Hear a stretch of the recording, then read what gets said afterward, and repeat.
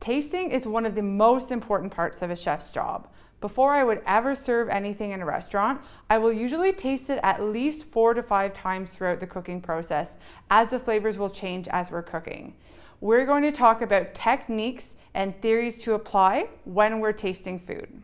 Being able to taste something and tell if it needs more salt, something sweet, something sour, or something spicy is a very important skill as a chef, and you really only get that by practicing and tasting everything. Even chefs have to taste things that they do not like, but being able to taste something and make sure that it has that perfect balance of sweet, sour, salty, and spicy, even if you don't like it, is so important. Today, to teach you how to taste like a chef, I'm going to teach you how to make an orange ginger stir fry. For this recipe, the ingredients that you need for the sauce are 2 tablespoons of minced ginger, 1 tablespoon of minced garlic, half a cup of fresh squeezed orange juice, half a cup of chicken or vegetable stock, 2 tablespoons of soy sauce, 1 tablespoon of rice vinegar or apple cider vinegar, 1 to 2 tablespoons of honey, half a teaspoon of orange zest. If you'd like, include 1 to 2 teaspoons of chili flakes. If you'd like, include 1 teaspoon of cornstarch and salt and pepper to taste. Use 4 cups of whatever vegetables you would like for stir fry. I chose carrots, cabbage, and peppers. You can also use 1 pound of whatever protein you would like. I chose tofu as it absorbs the flavors of the sauce very nicely. If you would like, cook up 1 cup of rice or noodles to go alongside your stir fry. The equipment that you need for this recipe is a cutting board and a cloth to hold it in place, a chef's knife or a paring knife, a peeler, some bowls of various sizes for ingredients, a wooden spoon, measuring cups and spoons, a whisk, a wok or a large frying pan, and tasting spoons. I've already prepared all of our ingredients for our stir fry here. I have julienned our red peppers, I have julienned our carrots, and I've also julienned some green cabbage here. And then I just diced up some tofu for our protein, which will be really delicious as it will absorb all the flavors really well. So now I'm going to start to put together the ingredients for our sauce. The perfect stir fry sauce is a great balance of sweet, sour, salty, and spicy flavors, but everyone has completely different tastes. So for myself, I would prefer a spicier sauce, but if I was making this recipe for younger children, I would definitely put it towards the sweeter side. Being able to identify if your ingredients are sweet, sour, salty, or spicy can help change the overall taste of the recipe. Our soy sauce here is a salty ingredient, and our honey will be a sweet ingredient. Our vinegar as well as our orange juice are both sour ingredients. For spicy, we have some garlic and ginger, which will not add a lot of hot heat, but I also have some optional chili flakes if I decide I want it to be a bit spicier. The last ingredient which I'm putting in our sauce is some vegetable stock, which is going to add volume to the sauce and just kind of fill it out.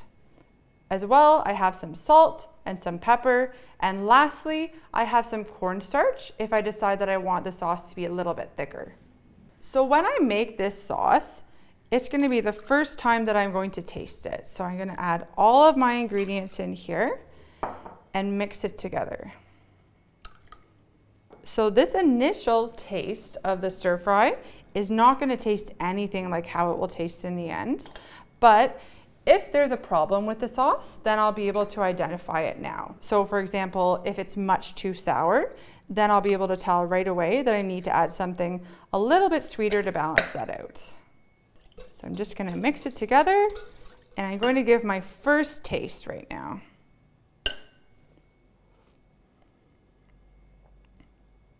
So right now, I think it tastes pretty good to start, but the garlic and the ginger are a little bit sharp. I know that they will definitely mellow once I get them into the pan. So now we're ready to begin cooking our stir fry. When I'm cooking a stir fry, I'm going to start by adding a little bit of oil to the pan. When the oil heats up, it should just shimmer slightly, and that's a good sign that I can tell that it's ready to cook. My oil is starting to shimmer here, so I'm going to add the first ingredient, which is my tofu. I'm going to season it with some salt and just let it cook gently for a few minutes so it starts to have a little bit of a sear on all sides. Now that our tofu has some nice golden brown edges, I'm going to add in our carrots. They're the most dense vegetable and they will take the longest to cook, so they go in next. When you're cooking a stir fry, you're pretty much stirring all the time because you don't want anything to burn. We're cooking over a very high heat.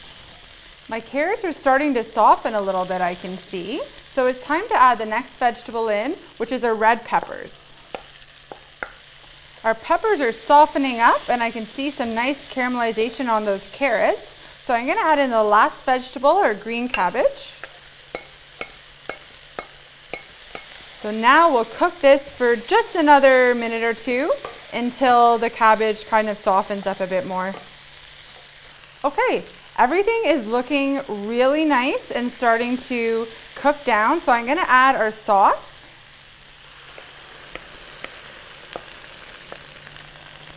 Now that I've added the sauce, I don't really need to do a whole lot of stirring. I'm just going to mix it in. And before I taste it for the second time, I'm going to let it reduce a little bit and just let those flavors kind of cook out. This will help to steam the vegetables and soften them the rest of the way as well. So you can see that our stir fry is really bubbling away. It's had a couple minutes to kind of reduce, so I'm going to taste my sauce now and see what it needs. So upon first taste, it's a little bit bland. I can taste some sweetness and a little bit of sour. I definitely like a little bit more spice in my stir fry, so I'm going to add some of our optional ingredient and put in some chili flakes. I'm also going to add a little pinch of salt just to bring out that flavor a bit more. So let's give it a stir and we can wait just another couple minutes and see how those flavors are reducing together. So I'm ready to taste it again for a third time. This time I'm going to make sure that I pick up a carrot and taste that as well as the sauce. The carrot was the first vegetable that I put in, so it should be the hardest, and I'll be able to tell if the other vegetables are done. So I'll be careful because it's hot.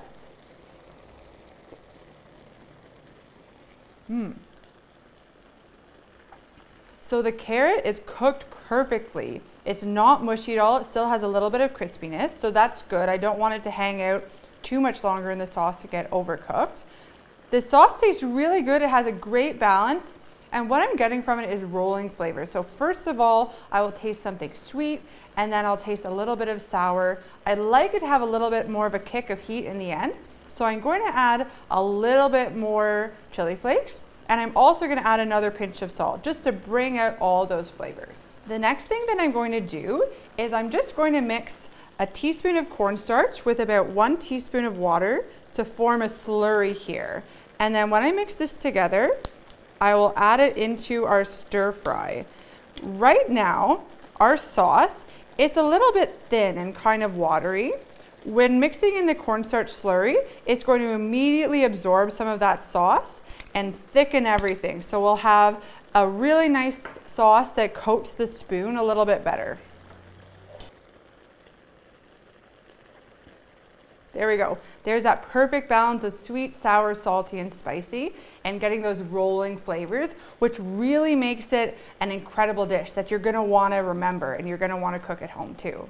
You can take all these principles and apply them to anything when we're cooking. So for example, let's talk about making a soup. If you're making a soup, you might not have all of those flavors of sweet, sour, salty, and spicy, but if you aim to have at least 2 or 3 of them, it can add a lot more dimension and bring something unexpected to your soup. For example, a splash of lemon juice will really brighten up a soup and make it really delicious. Another thing that's really important to try to bring in when you're making any food is contrasting textures. So for example, having something soft with something crunchy will bring a really great element of surprise to the dish. And this is what makes a great chef. So sometimes when we taste something, it may not be something that we ourselves personally like, but as chefs, I still need to be able to identify whether it tastes correct. So as an example, I used to work at a restaurant where I had to make mushroom soup every day, and I do not like mushroom soup.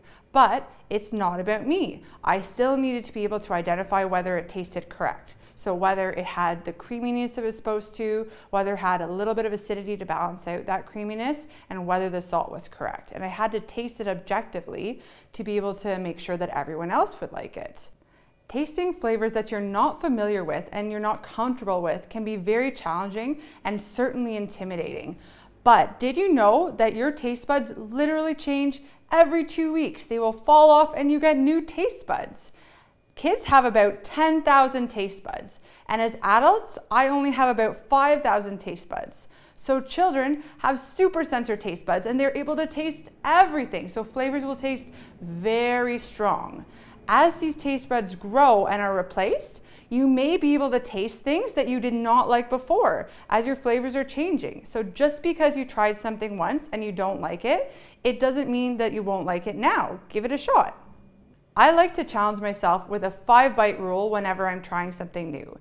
If you take a bite and on your first bite you decide you don't like it, it's just like jumping into a cold pool and saying, that's it, I'm getting out and I'm not swimming anymore. If you actually stay in the pool, you'll warm up and you're gonna have a lot of fun. The same thing goes with trying new foods. If you can keep trying it, after that first and second bite, your taste buds are gonna warm up and your mouth is gonna get exercise and you're gonna be able to taste more things and it may taste better. If after 5 bites, you still don't like it, that's totally okay. You probably just do not like that food. The last thing that is really important for a chef is the language that we use when we're describing foods. When chefs are tasting something, they're constantly thinking about what they're eating. And they're not just going to say something like, I don't like this, this is disgusting.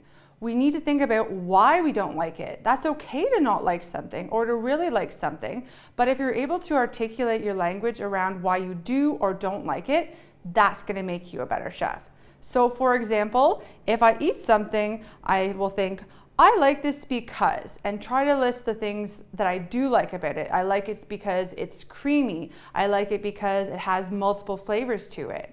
Or, why don't I like something? I don't like this thing because it's a little bit too spicy. I think that maybe if I cooked it next time and I added a little bit of honey to it, that would balance it out. Being able to just identify those flavors and put it to words is a really great tool. And even sitting down with your family and talking about the food that you're eating and being able to criticize it in a positive way will help you become a better chef. All this talk about tasting has certainly made me very hungry. So let's plate up our delicious stir fry.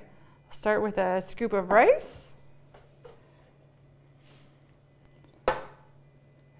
And then I'm gonna add some of this stir fry sauce on top here. This looks delicious. Let's try it one more time. Amazing.